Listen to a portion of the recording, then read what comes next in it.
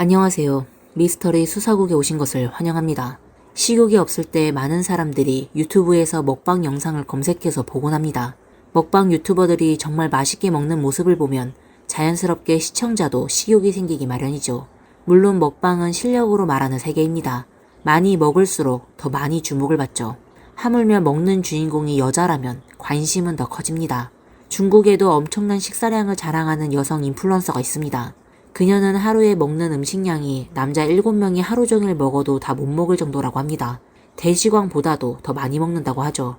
그런데 너무 많은 양을 먹는다는 이유로 오히려 네티즌들에게 욕을 먹고 영상까지 삭제당한 일이 있었습니다. 과연 그녀에게는 무슨 일이 있었던 걸까요? 2022년 말 얼룩이 바빠라는 닉네임을 사용하는 이 여성은 임신 5개월 차에 접어들었습니다. 직업이 없던 그녀는 하루 종일 집에만 있었고 무료한 시간을 보내다 자신의 일상을 틱톡에 올려보기로 결심했습니다. 한편으로는 자신의 삶을 공유하고 혹시라도 인기를 얻는다면 수입도 얻을 수 있다는 생각이었죠. 단순히 시험 삼아 시작한 일이었는데 매일의 식사 일상을 공유했을 뿐인데도 많은 네티즌들의 관심을 끌게 되었습니다.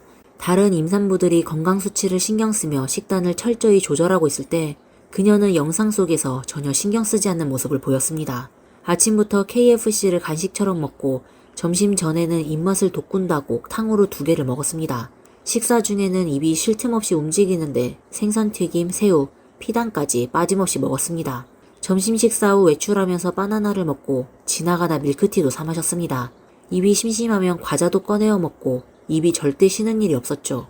저녁에는 다시 다양한 집밥 메뉴를 먹고 식사 후에도 배가 안 찬 듯 아이스크림 하나를 먹었습니다.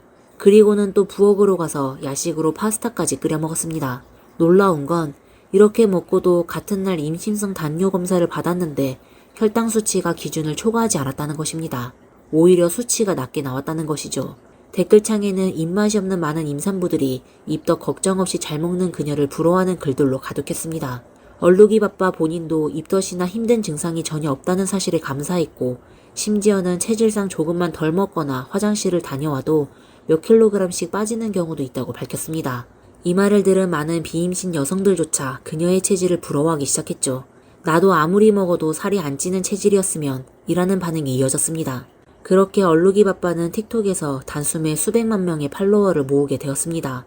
출산 이후에도 그녀는 본격적으로 먹방 콘텐츠를 이어가기 시작했고 점점 더 많은 사람들이 그녀를 주목하면서 식사량도 덩달아 늘어갔습니다. 하지만 어느 날 그녀가 선면을 먹는 영상을 올린 후 의심의 목소리가 터져나오기 시작했습니다. 선면은 중국 푸젠 지역의 특산 면 요리로 겉보기에는 평범한 국수와 비슷하지만 사실 아주 무서운 특징이 하나 있습니다. 바로 엄청난 흡수력입니다. 아주 작은 양의 면도 국물을 흡수하면 그 양이 2~3배로 불어납니다. 그래서 많은 푸젠 출신들은 어릴 적 선면을 먹다가 도무지 줄지 않는 면 때문에 고생한 기억이 있을 정도죠. 마침 얼룩이 바빠에게는 푸젠 출신 팬이 있었고 그녀의 엄청난 식사량을 보고 개인 메시지를 보내왔습니다. 선면과 얼룩이 바빠 중 누가 더 강한지 한번 도전해보지 않겠냐는 요청이었죠. 팬을 아끼는 얼룩이 바빠는 그 메시지를 보자마자 선면을 대수롭지 않게 여겼고 바로 선면 한 팩을 사와 도전을 준비했습니다. 그녀는 8묶음으로 포장된 선면 한 봉지를 전부 냄비에 넣고 끓이기 시작했습니다. 선면이 물을 흡수하면 점점 부풀어 오르는 걸 알고 있었기 때문에 아예 처음부터 다 삶아버린 것이죠. 게다가 본격적으로 면을 먹기 전에 입맛을 돋구기 위해 작은 만두 5개를 에피타이저처럼 미리 준비했습니다. 면이 충분히 번식되도록 두고 난 뒤 본격적으로 먹기 시작하기 전에 맛이 밋밋할까봐 두부피 고기말이 한 접시도 추가했습니다. 이렇게 많이 먹었음에도 불구하고 첫 번째 그릇의 선면은 금세 비워졌고 두 번째 그릇은 무려 만두 15개와 함께 먹었습니다. 그 다음은 세 번째 그릇, 이번에도 선면만 먹지 않고 아침용 롤 3개를 곁들였습니다. 예상대로 단 한 점도 남기지 않고 전부 먹어치웠습니다. 이어서 네 번째 그릇은 초매운 선면이었는데 맵기를 중화하기 위해 샤오마이 한 접시와 우유 한 병까지 곁들였습니다. 결국 거의 국물만 남을 정도로 싹싹 먹어치웠죠. 여기까지 보고도 많은 네티즌들이 이미 충격을 받았지만 이게 끝이 아니었습니다. 이건 단지 첫 끼일 뿐이었습니다. 두 번째 식사에서는 또다시 선면 4그릇을 먹었고 그 사이 간식으로 새우 40마리를 먹었습니다. 야식으로는 부대찌개 1그릇을 준비했고 대부분의 시청자들은 이제 정말 다 먹었거니 생각했지만 그녀는 또 어딘가에서 디저트 몇 접시를 꺼내왔습니다. 이 영상이 올라오자마자 온라인에서는 폭발적인 반응이 쏟아졌습니다. 특히 푸젠 출신의 네티즌들이 많았기 때문에 선면이 얼마나 먹기 어려운 음식인지 다들 잘 알고 있었습니다. 선면 8묶음이면 일반인 기준으로는 일주일 내내 먹어도 다 못 먹을 양인데 얼룩이 바빠는 이걸 단 한 끼 만에 해치운 것입니다. 게다가 영상 오른쪽 하단에는 하루 식사, 한 끼 아님이라는 문구까지 적혀 있어 사람들의 상식을 완전히 무너뜨렸습니다. 이 영상은 엄청난 화제를 낳았고 다른 인플루언서들도 이 열기에 올라타 선면 챌린지를 시작했습니다. 푸젠 어린이들의 악몽이라 불리던 선면이 단숨에 전 중국인의 악몽이 되어버린 셈이죠. 식사량이 적은 사람은 반 묶음도 다 못 먹었고 식사량이 많은 사람들도 2묶음을 넘기지 못했습니다. 더 재미있는 구경거리를 찾는 일부 인플루언서들은 아예 얼룩이 바빠 하루 식단 따라 먹기를 주제로 한 특별 영상을 촬영했습니다. 한 사무실에서 무려 20명이 모여 도전했는데 3시간 동안 먹고 싸고 포장까지 하며 겨우겨우 성공했다고 합니다.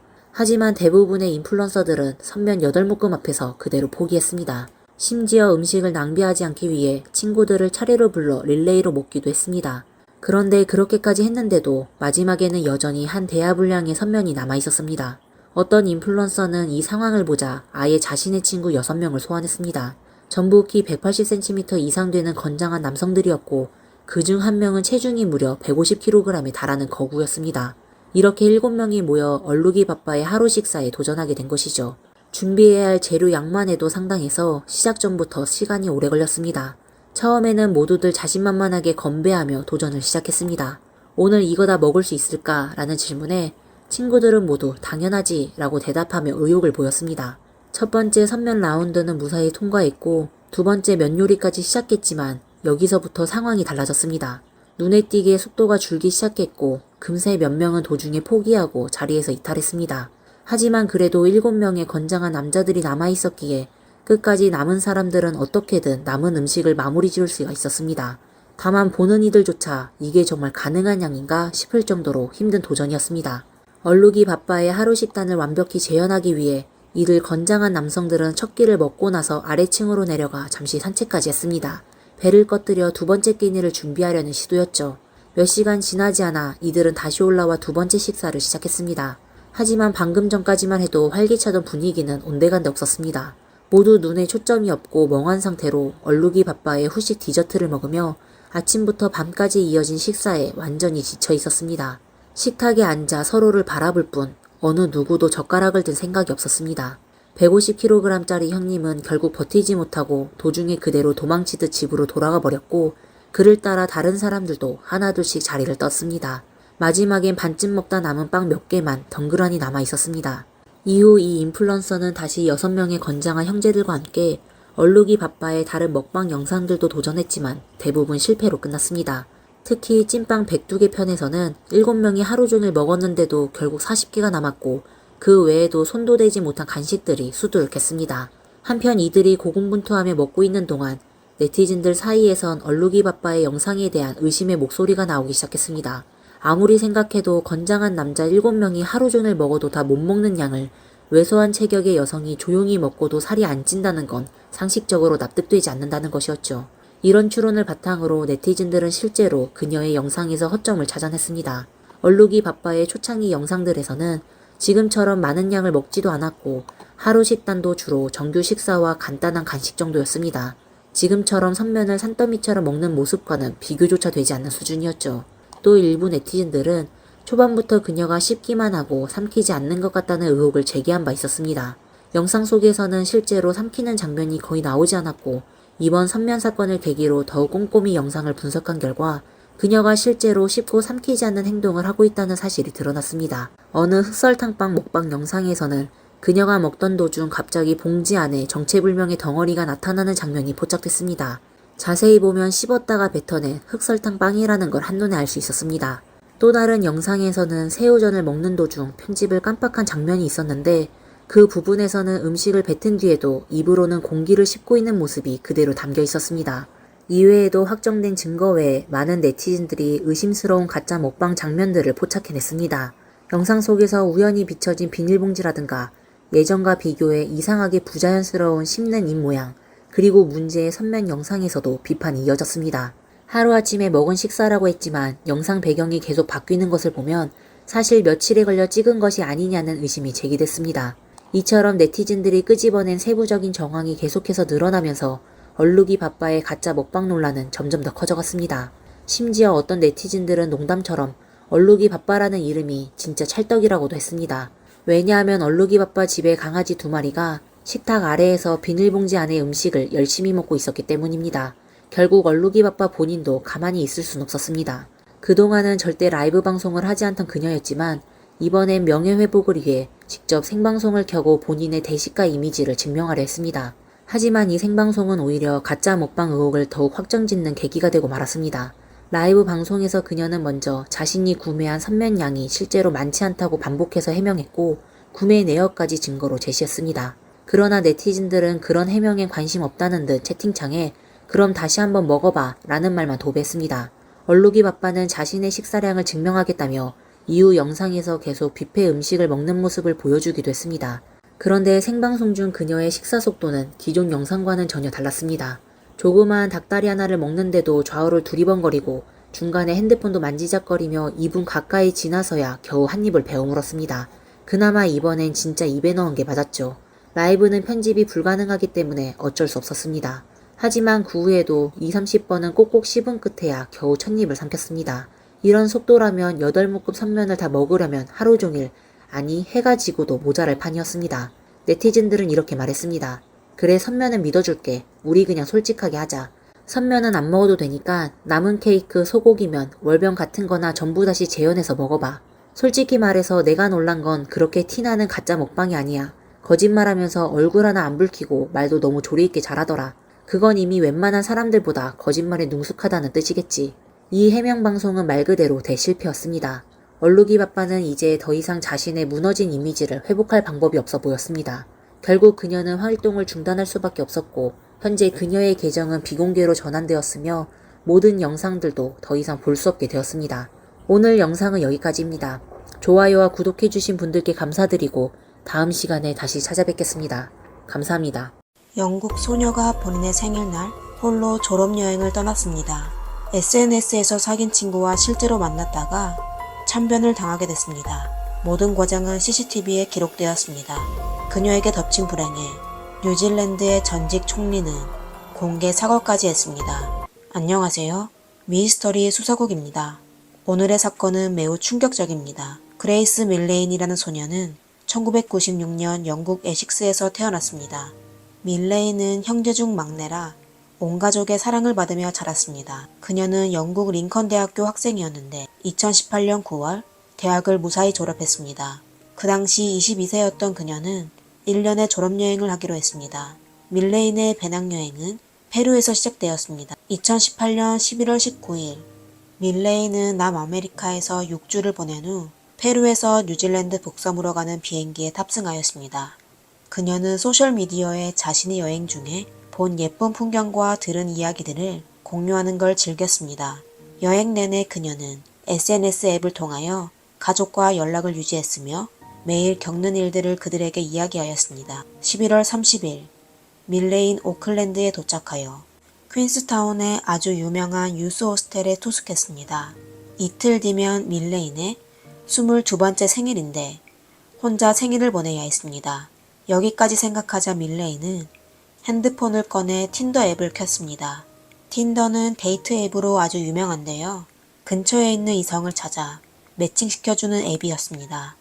만약 사용자가 서로 좋아요를 클릭하면 두 사람은 채팅을 시작할 수 있습니다. 얼마 안 돼 밀레인은 근처에 있는 제시 캠슨이라는 남자와 매칭되었습니다. 1991년생인 제시는 뉴질랜드 웰링턴 출신이었습니다. 두 사람은 휴대폰으로 대화를 즐겁게 나누며 다음날 만나기로 약속하였습니다. 밀레인은 다음날의 만남에 대해 긴장됐지만 한편으로는 기대하고 있었습니다. 둘은 잔뜩 설레는 마음을 가지고 잘 자라는 메시지와 함께 잠을 청했습니다. 다음 날인 12월 1일 오후 5시 45분에 밀레인은 검정색 원피스를 입고 호텔을 나와 현지의 랜드마크인 스카이시티 앞에 도착하였습니다. 두 사람의 약속 장소입니다. 제시를 기다리는 동안 밀레인은 사진을 찍어 가족에게 전달하기도 했습니다. 그리고 이게 그녀가 가족과의 마지막 연락이 되었습니다. 도대체 무슨 일이 있었던 걸까요? 저와 같이 CCTV를 확인해 봅시다. CCTV 화면에 제시가 나타나 밀레이는 따뜻하게 포옹을 해주었습니다. 두 사람은 처음 만났지만 어색하지는 않은 것 같았습니다. 그들은 나란히 쇼핑몰에 들어가 엘리베이터를 타고 식당으로 갔습니다. 저녁 7시 12분이 되어서야 쇼핑몰을 떠났습니다. 밖으로 나온 두 사람은 바로 헤어지지 않고 길 건너에 있는 멕시코 음식점을 향했습니다. 식당에 들어가자 제시는 웨이터에게 자리를 마련해달라고 요청했습니다. 그곳에 두 사람은 1시간이 넘도록 있었습니다. 이후 두 사람이 떠날 때 제시는 프론트로 가서 카드를 꺼내 결제하였습니다. 두 번의 계산은 전부 제시가 결제하여 밀레이는 상대방이 꽤 젠틀하다고 생각하였습니다. 그들이 멕시코 식당을 나왔을 때 이미 밤 8시 30분이었습니다. 혼자 있는 밀레이는 너무 일찍 돌아가고 싶지 않아 그들은 술집에 가서 술을 몇 잔 하기로 했습니다. 제시는 그 술집의 단골 같았습니다. 그곳에서 지인을 만나 인사도 하였습니다. 몇 시간 동안 함께 지내며 두 사람 사이의 애매모호한 분위기는 점점 더 강해졌습니다. 술집에서 제시는 밀레인의 머리를 감싸며 매우 부드럽게 몇 번 키스하였습니다. CCTV 속 밀레인은 거절하지 않았고 그녀는 제시의 행동을 허락한 것으로 보였습니다. 제시는 말주변이 좋은 것 같았습니다. 둘은 같이 이야기하고 술을 마시고 가끔 키스도 했습니다. 이를 통해 제시가 여자들을 잘 안다는 것을 알 수 있었습니다. 제시가 잠시 자리를 비운 사이 밀레이는 친구에게 자신이 한 남자와 데이트 중이라는 메시지를 보냈습니다. 그리고 그 남자가 내일이 그녀의 생일이라고 술을 실컷 마시라고 말했습니다. 밀레이는 친구에게 그 남자 너무 좋아. 내일 무슨 일이 있었는지 말해줄게 라고 하였습니다. 두 사람은 1시간 넘게 술집에서 있다가 9시 40분쯤 떠나게 되었습니다. 알코올 때문인지 술집에서 나온 이들의 자세는 처음 만난 사람이 아닌 열애중이 커플처럼 아주 가까워 보였습니다. 제시는 밀레인을 끌어안고 자신이 사는 시티라이프 호텔로 돌아갔습니다. 밀레인은 제시를 따라 3층 엘리베이터를 나왔는데요. 그게 밀레인이 CCTV에 마지막으로 찍힌 모습이었습니다. 그 후 밀레인의 가족은 그녀와 연락이 닿지 않았습니다. 다음 날인 12월 2일 밀레인의 생일날이 밝았습니다. 가족과 친구들이 생일 축하 메시지를 보냈는데 아무 답장이 없었습니다. 그녀의 가족이 걱정되어 밀레인에게 계속 전화하였는데요. 두 대의 전화는 전부 음성사서함으로 넘어갔습니다. 외국 여행 중인 밀레인이 갑자기 연락이 두절되어 그녀의 가족을 불안하게 만들었습니다. 시간이 오래되어지자 밀레인의 부모는 지역경찰에 긴급으로 실종신고를 하고 그들도 오클랜드로 날아가 슬픈 심정으로 기자회견을 진행하였습니다. 기자회견에서 60세의 아버지는 눈물을 삼키며 실종된 딸을 찾을 수 있도록 도와달라고 간청하며 밀레이는 귀엽고 성격이 밝고 열정적이며 가족을 매우 사랑하는 소녀입니다. 저희는 딸의 안위가 매우 걱정됩니다. 제 딸은 지금까지 가족과 이렇게 오랫동안 연락이 두절된 적이 없었습니다. 라고 하였습니다. 하지만 아버지의 눈물은 결국 살아있는 딸을 찾지 못하였습니다. 경찰은 CCTV를 통해 밀레인이 3층 엘리베이터를 나온 후 다시는 나타나지 않은 사실을 발표하였습니다. 이건 밀레인이 아직 호텔에 있거나 이미 다른 사람에게 이끌려 호텔을 나갔다는 것으로 보여집니다. 어떻게 되었던 밀레인과 마지막으로 함께 있었던 제시는 유력한 용의자로 지목받게 되었습니다. 그들은 제시를 찾아내 경찰서로 데려가 그에게 공식적으로 기소하였습니다. 이때 불행한 소식이 한둘씩 전해와 밀레인의 가족의 마지막 기대를 산산조각 냈습니다. 밀레인은 이미 참변을 당했고 범인은 바로 CCTV에 그녀와 함께 있던 남자 제시였습니다. 제시는 CCTV 증거에 따라 바로 자신의 악행을 인정했으며 숨진 밀레인을 방치한 장소도 말해주었습니다. 12월 9일 18명으로 구성된 조사팀이 오클랜드 서부의 와이타켈의 산맥에서 집중적인 수색을 시작하였습니다. 결국 그날 오후에 한 숲속에서 차갑게 된 밀레인을 발견하였습니다. 차마 볼 수 없을 정도로 비참한 참사였습니다. 그렇다면 밀레인은 인생의 마지막 몇 시간 동안 도대체 무슨 일이 있었던 걸까요? 범인은 어떻게 그녀를 호텔로 데리고 나와 산간지역에 버렸을까요? CCTV를 따라 확인해 봅시다. 12월 2일 오전 8시 그 당시 밀레인은 이미 숨졌을 시각입니다. 제시는 엘리베이터에 들어간 후 CCTV를 몰래 보았습니다. 역시 사람은 나쁜 짓을 하면 겁이 나기 마련인데 제시는 벌써 본인의 모습이 찍혔을까봐 걱정하고 있었습니다. 그러다 아침 8시 7분에 제시는 호텔에서 멀지 않은 쇼핑몰에 나타나 가구용품 상점에 들어갔습니다. 제시의 목적은 아주 명확했습니다. 그는 바로 캐리어가 놓여있는 곳으로 달려가 큰 사이즈의 캐리어를 고른 뒤 돈을 지불하고 그곳을 서둘러 떠났습니다. 8시 14분 제시는 캐리어를 들고 다시 호텔로 돌아가 엘리베이터를 타고 밀레인의 룸으로 돌아갔습니다. 8시 32분에 그는 다시 호텔 룸을 나서 시내 마트로 향했습니다. 제시는 물건을 들고 셀프 카운터에서 결제하였습니다. 카운터에 CCTV 속 그는 세제, 고무장갑, 비닐봉지 등을 구입해 현금으로 지불하였습니다. 그의 모든 행동은 CCTV에 매우 또렷이 보였습니다.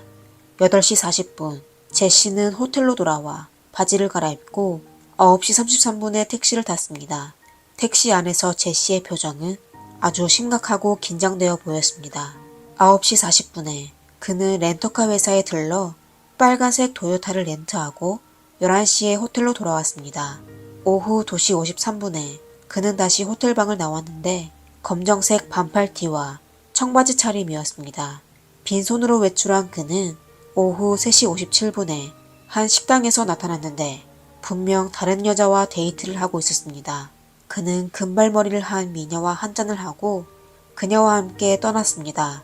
오후 5시 42분에 제시는 다시 호텔로 돌아와 엘리베이터를 타고 방으로 돌아갔습니다. 오후 7시 50분이 되어서야 제시는 엘리베이터에 다시 나타났습니다. 그는 또 다른 바지를 갈아입고 아침에 들렸던 슈퍼마켓으로 가서 카페 청소기를 빌렸습니다. 저녁 8시 24분에 뉴질랜드의 하늘이 서서히 어두워지기 시작하였습니다. 그는 청소기를 들고 호텔 방으로 돌아가 청소하다가 약 30분 후에 청소기를 들고 다시 엘리베이터에 들어가 슈퍼마켓에 가서 기계를 반납했습니다. 아침 8시부터 저녁까지 그는 모든 뒷수습을 마쳤습니다. 이제 밀레인을 호텔에서 반출할 마지막 단계만 남았습니다. 아니나 다를까 그날 밤 9시 30분의 CCTV에 제시는 호텔 카트를 이용하여 방에서 캐리어 2개를 밀치고 나왔습니다. 엘리베이터에 들어가는 자세에서 캐리어의 무게가 아주 무거웠던 것을 알 수 있습니다. 제시는 캐리어를 길가에 주차된 차에 실었습니다. 모든 과정에 그는 호텔 직원의 도움을 받지 않고 스스로 진행하였습니다. 물론 그도 감히 호텔 직원에게 도움을 청하지 못했습니다. 그리고 그는 승용차를 유료 주차장으로 몰고 가서 밤새도록 주차하였습니다. 매우 치밀했던 제시는 승용차를 길가에 주차하면 안전하지 않다는 걸 잘 알고 있었습니다. 만일 사고라도 발생하면 그의 범행이 바로 발각될 테니 말입니다. 그는 유료 주차장이 더욱 안전하다고 생각했습니다. 그의 행동은 치밀했지만 생각은 아주 짧았습니다. 사실 그의 모든 행위가 주변 CCTV에 찍힐 거라고는 상상도 하지 못했습니다. 2018년 12월 3일 새벽 6시 50분 밀레인이 실종된 지 3일째 되는 날입니다. 제시는 일찍 일어나 렌터카를 운전하여 오클랜드 서부의 건축자재 상점에 갔습니다. 그는 그곳에서 삽을 구매한 후 현금으로 결제하였습니다. 주의해야 할 건 제시가 밀레인과 데이트를 할 때 항상 카드로 결제했고 다음 날부터 그는 물건을 구매할 때 전부 현금으로 결제하였습니다. 그가 이렇게 행동한 이유는 자신의 소비 기록을 감추려고 한 것입니다. 하지만 다행히도 그의 모든 행동은 CCTV에 잘 기록되어 있었습니다. 삽을 구매한 후 제시는 차를 운전하여 오클랜드 서부의 산악지대로 향했습니다. 너무 외진 곳이어서 CCTV가 설치되어 있지 않았습니다. 시간이 9시 30분쯤 그는 차를 운전하여 다시 호텔로 돌아가 맨발로 가방을 메고 룸으로 돌아갔습니다. 방금 일을 마친 사람처럼 보였습니다. 20분 후 제시는 옷을 갈아입고 가방을 들고 근처 세탁소로 향했습니다. 그는 세차장에 차를 두고 캐리어 2개를 들고 호텔로 돌아갔습니다. 12월 5일 오후 5시 제시는 가방을 메고 오클랜드 시내의 공원으로 갔습니다. 그는 무언가를 버리고 다시 호텔로 돌아갔습니다. 이후 경찰 조사 결과 쓰레기통에 버려진 게 바로 밀레인의 개인 소지품인 것으로 밝혀졌습니다. 제시는 사고 후 줄곧 그 호텔에 머물렀습니다. 6일 정오에도 멋진 정장 차림으로 호텔을 나와 데이트를 즐겼습니다. 경찰이 밀레인의 실종으로 제시를 찾기 위해 호텔에 도착했을 때 마침 제시가 호텔을 막 돌아왔는데요. 경찰을 보고 서둘러 떠나려고 했습니다. 하지만 호텔 경비원이 그를 목격하게 되어 경찰은 바로 그를 체포하였습니다. 경찰이 제시가 범행을 저지른 전체 시간대를 잘 파악하여 사건은 곧 해결되었습니다. 그러면 밀레이는 호텔에서 제시와 도대체 무슨 일이 있었던 걸까요? 1년 뒤 2019년 11월 6일에 밀레인 사건의 재판이 시작되었습니다. 제시의 변호인은 사건 발생 당시 여학생이 쾌감을 얻기 위해 제시에게 다소 위험한 행동을 하게끔 유도하였고 이 때문에 발생한 불행이기 때문에 그냥 단순 사고라고 하며 젊은 커플들 사이에서 흔히 볼 수 있는 과격한 친밀한 행동으로 인한 실수라고 하였습니다. 하지만 그의 주장은 검찰이 받아들이지 않았습니다. 만약 진짜 사고였다면 제시는 왜 사건 발생 당시 경찰에 신고하지 않았으며 구급차도 부르지 않았을까요? 오히려 12월 2일에는 휴대폰으로 피해자를 처리하는 방법을 검색하였는데 분명히 계획적으로 사람을 해치는 것이라고 하였습니다. 그것뿐만 아니라 제시는 12월 2일 새벽 1시 41분경에 휴대폰으로 인터넷 사이트를 뒤진 적이 있으며 피해자 사진도 몇 장 찍었습니다. 이후 호텔 방 안에 사건 현장을 청소하고 피해자를 산악지대에 버렸습니다. 그의 모든 행동은 전부 다 계획적으로 사람을 해치게 했다는 걸 증명하였습니다. 더욱 소름 끼치는 건 사건 후 제시가 아무 일 없다는 듯이 계속 틴더 앱으로 다른 여자를 만나 데이트를 했다는 것입니다. 배심원단은 검찰의 진술을 동의하여 결국 제시는 종신형을 선고받았고 17년 후에 가석방을 신청할 수 있게 판결하였습니다. 뉴질랜드에는 극형이 없어 종신형이 이미 뉴질랜드에서 가장 무서운 처벌이었습니다. 그리고 재판 당시 제시는 이름 보호금지령을 신청하였습니다. 이에 따라 국민들은 범죄자의 이름조차 알 수 없게 되었습니다. 그의 변호인은 그의 이름을 공개하는 것은 사법공정을 저해할 수 있다고 말하였습니다. 하지만 2020년 말에 제시의 이름 보호금지령의 효력이 발휘하여 그의 신원이 공개되었습니다.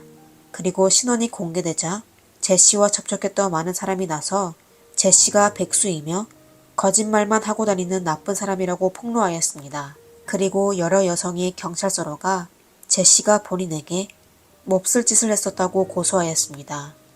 그건 저희가 지난 1년 동안 감당했던 고통과 고난을 줄일 수 없습니다. 밀레인의 아버지는 1년 전 밀레인은 가장 가혹한 방식으로 범인에게 끌려갔고 저희의 생활도 산산조각이 났습니다. 밀레인은 우리 가족의 햇빛입니다. 저희는 밀레인을 영원히 그리워할 것입니다. 사건은 사회적으로 큰 문제가 되었습니다. 그 당시만 해도 밀레인 사건은 유럽 여러 국가의 수십 개 신문의 일면에 헤드라인으로 보도되었습니다. 그동안 뉴질랜드는 관광객들에게 안전한 나라로 인식되어 왔습니다. 뉴질랜드 총리도 사건 발생 이후 국민들 앞에 나서서 이 계획적인 상해 사건은 비극입니다. 저는 뉴질랜드 전 국민을 대표하여 밀레인의 가족에게 사과를 드립니다. 라고 사과하였습니다. 인터넷의 발전으로 친구를 사귀기가 점점 더 자유롭게 되었습니다. 하지만 한편으로 인터넷에는 함정과 유혹이 숨겨져 있습니다. 사람으로 위장한 짐승들도 휴대폰의 반대편에서 피해자가 나타나기를 기다리고 있습니다. 오늘의 영상이 여러분들에게 조금이나마 도움이 되었으면 합니다. 오늘의 사건은 여기까지입니다. 여러분은 사건에 대해 어떻게 생각하시나요? 댓글로 남겨주세요. 영상을 재미있게 보셨다면 좋아요와 구독 부탁드립니다. 이상 미스터리 수사국이었습니다. 감사합니다. 안녕하세요. 미스터리 수사국입니다. 점심시간에 갑자기 사라진 여성. 사흘 뒤 숨진 채 발견되었습니다. 경찰은 사건 발생 이후 오랫동안 조사하였지만 범인을 찾지 못하였습니다. 하지만 30여 년의 세월이 흘러 법의학 기술의 발전에 따라 숨겨진 진실이 밝혀졌습니다. 사건 당일 도대체 무슨 일이 있었을까요? 왜 경찰은 사건을 해결하지 못했을까요? 오늘 저와 같이 이 사건을 확인해 봅시다. 호주 북동부 퀸즐랜드의 남쪽에 골드코스트라는 해변 도시가 있는데요. 이야기의 주인공 린다 리드가 그곳에 살고 있었습니다. 1962년에 태어난 어릴 때부터 행복한 가정에서 자랐습니다. 학교를 졸업한 린다는 보석에 대한 관심을 두게 되었는데 쾌활한 성격으로 서비스직에 흥미를 느낀 린다는 보석 가게에 취직하여 판매원으로 일을 하게 되었습니다. 그 당시 그녀는 마음에 드는 직업뿐만 아니라 사랑하는 사람도 생기게 되었습니다. 그 남자는 로버트 리드라고 했는데요. 두 사람은 서로 첫눈에 반하여 사귀게 되었습니다. 그리고 얼마 안 돼 둘은 결혼식까지 올렸습니다. 린다와 로버트는 더 좋은 삶을 살기 위해 열심히 일해왔으며 미래에 대해 자신이 가득하였습니다. 하지만 린다가 참변을 당하여 행복한 2인 가족은 산산조각이 났습니다. 1983년 12월 13일 화요일 여느 때와 같이 21세 린다는 아침에 골드코스트시 북부에 있는 보석가게로 가 영업을 시작하였습니다. 그녀는 매장에 있는 보석을 체크하고 하루의 일정을 시작하였습니다. 린다의 친절한 미소와 고객에 대한 배려로 주얼리 매장은 여러 고객들의 신뢰를 얻었습니다. 린다가 일하는 날만 되면 매장의 판매율은 항상 평소보다 높아 그녀의 뛰어난 능력으로 회사에서는 그녀의 승진을 고려하고 있었습니다. 시간은 어느덧 12시가 되었습니다. 린다의 점심시간인데요. 그녀의 점심시간은 1시간 정도로 점심 식사를 하고 잠깐의 휴식을 취한 뒤 오후 1시 전까지 직장으로 복귀하면 됐습니다. 린다는 그날 점심을 구매하려 근처에 있는 퍼시픽 쇼핑몰로 갔습니다. 퍼시픽몰은 골드코스트 외교의 브로드비치에 있으며 바닷가의 주요 쇼핑센터 중 하나입니다. 린다는 며칠 전에 월급을 받아 은행에 들리기로 하였습니다.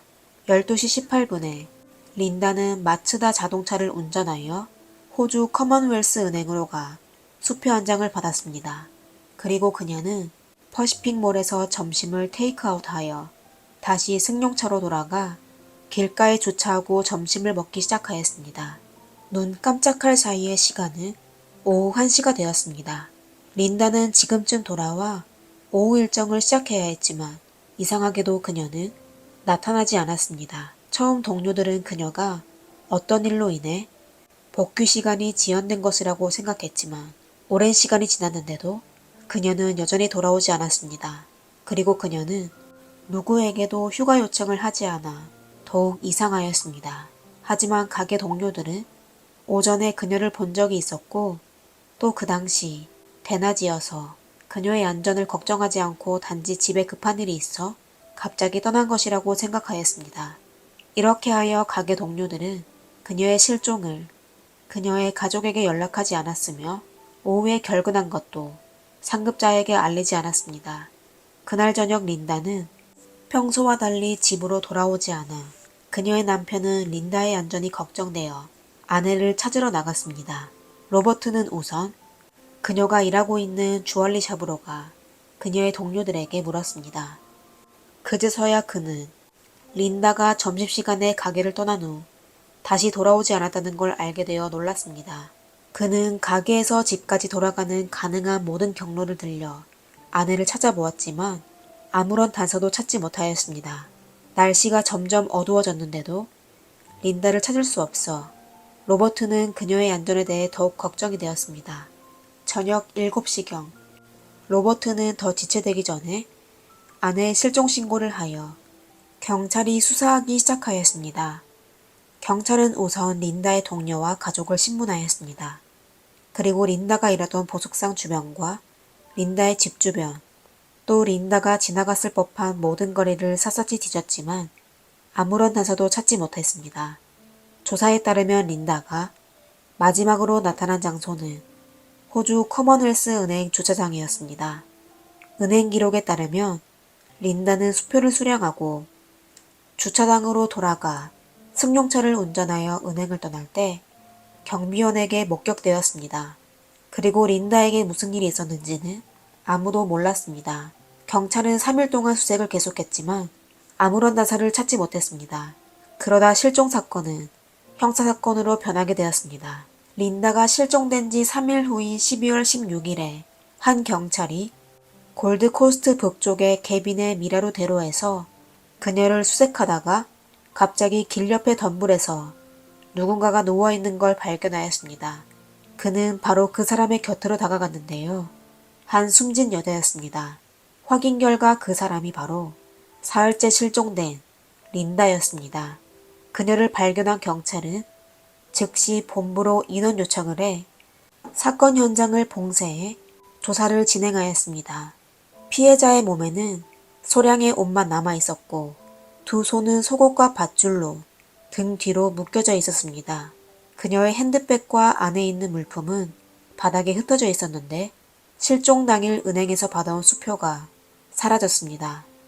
그리고 린다로부터 약 40m 떨어진 곳에 마츠다 자동차가 주차되어 있었는데 차 키는 여전히 차 위에 꽂혀 있었고 반쯤 먹은 점심도 차 안에 그대로 있었습니다. 그리고 조수석에는 빈 윈필드 멘톨 담뱃갑이 발견되었습니다. 하지만 경찰 조사에 따르면 린다와 그녀의 남편 로버트는 전부 담배를 피우지 않았습니다. 빈 담뱃갑이 린다의 차에 나타난 건 분명 비정상적인 일입니다. 법의학 조사 후 린다의 호흡기관과 폐에서 흙 같은 성분이 발견되었습니다. 덤불 근처에 작은 시냇가가 있었는데요. 법의학 확인 결과 그곳에 채집한 흙과 성분이 동일하였습니다. 법의학자는 범인이 불법 행위를 할 때 린다의 얼굴을 강제로 시냇가에 눌려 그녀를 질식시켜 숨지게 했다고 추정하였습니다. 그럼 누가 점심시간에 린다를 해쳤을까요? 린다의 휴식시간은 동료 외에 남편 로버트도 알고 있었습니다. 이에 경찰은 한때 로버트를 유력한 용의자로 지목했습니다. 하지만 추후 조사에서 로버트 부부의 사이가 아주 좋았고 두 사람이 거의 다투는 모습이 없었다는 걸 알게 되었습니다. 그리고 로버트는 사건 당일 회사에서 일하고 있었으며 그의 동료들이 증명할 수 있었습니다. 또 그는 범행 동기가 없어 얼마 안 돼 경찰은 그에 대한 혐의를 배제하였습니다. 그러다 린다가 발견된 지역의 근처에 히치하이크를 원하는 사람들이 종종 있다는 사실이 밝혀졌습니다. 린다의 성격은 아주 열정적이었는데요. 아마 그날 혼자 운전하다 히치하이크를 하려는 사람들을 만나게 되어 그 사람을 차에 태울 가능성이 높았습니다. 경찰은 린다의 차량 조수석에서 빈 담배 케이스를 발견하였는데 아마도 히치하이커가 남긴 가능성이 높았습니다. 만약 그들의 추적이 사실이라면 이 사건이 우발적 범죄일 가능성이 높았기 때문에 사건은 더욱 복잡하고 어려워질 것이고 목격자의 도움이 필요하였습니다. 경찰은 린다 사건 관련 단서를 제공할 수 있거나 목격한 사람을 찾기 시작하였습니다. 아니나 다를까 얼마 안 돼 경찰은 목격자를 찾았습니다. 한 목격자는 린다가 피해를 당한 날 골드코스트 도로에서 운전을 하다가 길가에서 히치하이킹을 하는 남자를 본 적이 있다고 하였습니다. 하지만 그날 그는 할 일이 있어 그를 태워주지 않았습니다. 히치하이크 남자를 만난 곳은 린다가 발견된 곳에서 불과 1km 떨어진 곳이었습니다. 그 외에도 경찰은 다른 여러 목격자로부터 신고를 받았습니다. 그들은 전부 같은 시간과 같은 곳에서 히치하이킹을 하려는 남자를 목격했다고 말했습니다. 하지만 그 당시 목격자들이 전부 운전 중이어서 그 사람의 모습을 자세히 볼 수 없었으며 대략적인 키와 체형만 기억하여 사건 조사가 중단되었습니다. 1986년 린다가 숨진 지 3년이 지났는데도 사건은 여전히 해결되지 못하였습니다. 그러다 어느 날 갑자기 한 운전기사가 경찰서로 신고 전화를 하게 됐습니다. 그는 3년 전에 어느 날에 도로에서 도요타 하이에이스 밴을 운전하려고 달리고 있을 때 한 남자가 길가에서 그를 향해 손을 흔드는 남자를 보게 되었다고 했습니다.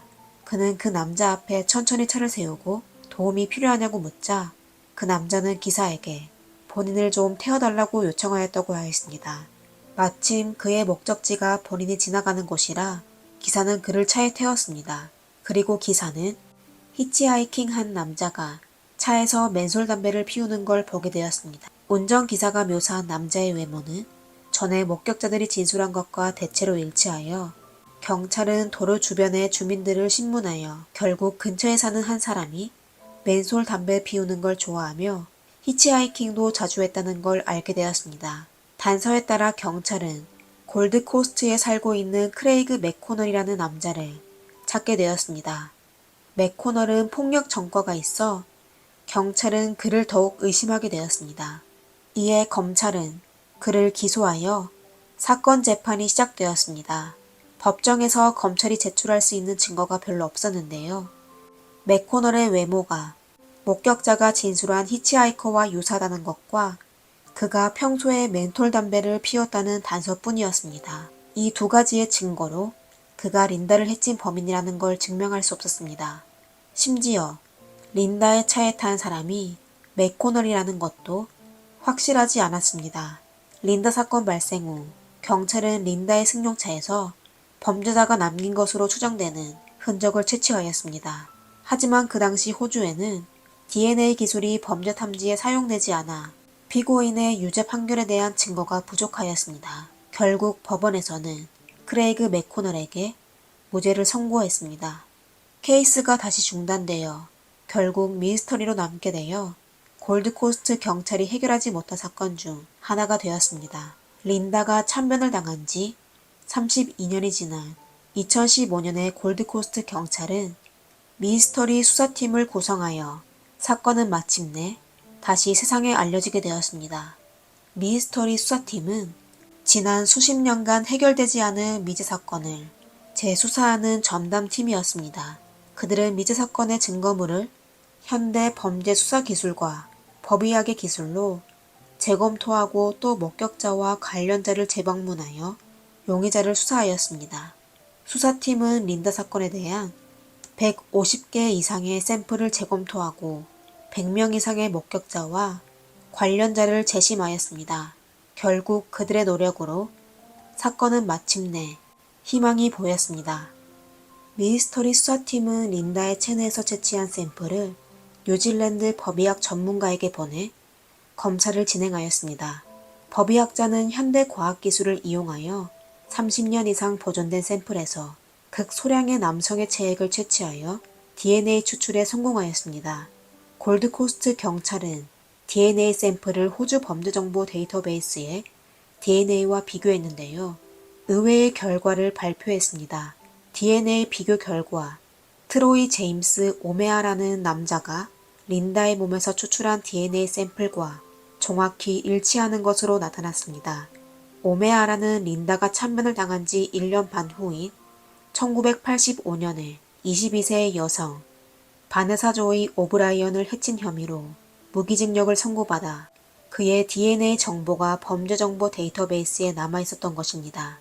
그 당시 오브라이언 사건의 재판에서 오메아라는 자신이 길을 가고 있을 때 운전 중이던 오브라이언을 만나 차 타고 싶은 척을 하다가 그가 차를 탄 후 날카로운 무기로 오브라이언을 위협하여 그녀를 인근 덤불 속으로 데려가 그녀와 강제로 관계를 맺은 후 해쳐버렸습니다.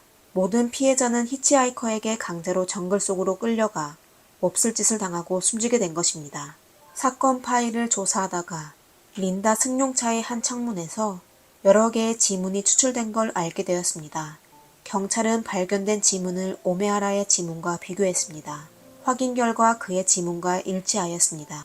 린다가 살해된 지 35년이 지난 2018년 8월에 경찰은 드디어 공식적으로 오메아라를 체포하여 그를 기소하였습니다. 린다가 참변을 당한 지 37년이 되는 2020년에 재판은 예정대로 브리즈번 대법원에서 열렸습니다. 그 당시 54세였던 오메아라는 법정에서 1983년에 린다를 숨지게 한 사실을 인정하고 사건 과정을 진술하였습니다. 오메아라는 1983년 12월 13일에 그 당시 17세였던 그가 혼자 길가를 걷고 있을 때 맨솔 담배를 다 피워 걸음을 멈춰 지루한 듯 지나가는 자동차와 행인들을 바라보고 있었습니다. 그러다 갑자기 길가에 주차된 마츠다를 목격하게 됐는데요. 차 안에 젊고 아름다운 여성이 앉아있는 걸 보게 되었습니다. 그 여자가 바로 린다였는데요. 그는 린다의 외모에 빠져 사악한 계획을 하게 됐습니다. 그는 마츠다를 향해 걸어가며 손을 흔들며 태워줄 수 있냐고 물었습니다. 린다는 그와 잠깐 대화를 나누고 반쯤 먹은 점심을 뒷좌석에 놓고 오미야라를 차에 태웠습니다.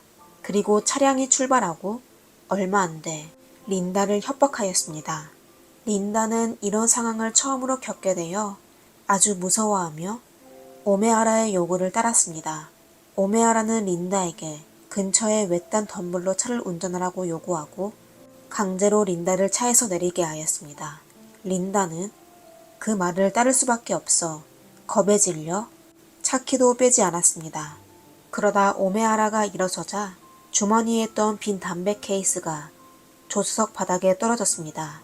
개울에 도착하자 오메아라는 린다의 머리를 바닥에 대고 누르기 시작하였습니다. 린다가 저항하자 들고 있던 핸드백이 땅바닥에 내동댕이 쳐져 그 안의 물건들이 사방에 흩어졌습니다. 얼마 안 돼 린다가 움직이지 않아 그는 린다의 호흡을 확인하고 그녀가 숨졌는지 체크하였습니다. 오메아라는 자신이 큰 일을 일으켰다는 걸 알고 당황해하며 그녀를 근처 덤불에 숨기고 현장을 바로 떠났습니다. 사건 당시 오메아라는 겨우 17살이어서 그에 대해 성인 기준의 범죄로 선고해야 하는지에 대해 논쟁이 일어났습니다. 오메아라는 본인의 어머니가 요양원에 있고 그의 계부가 암에 걸렸기 때문에 선처를 베풀어 부모를 잘 돌볼 수 있기를 간절히 요청하였습니다. 그러다 오랜 재판 끝에 사건은 결국 결론나게 되었습니다.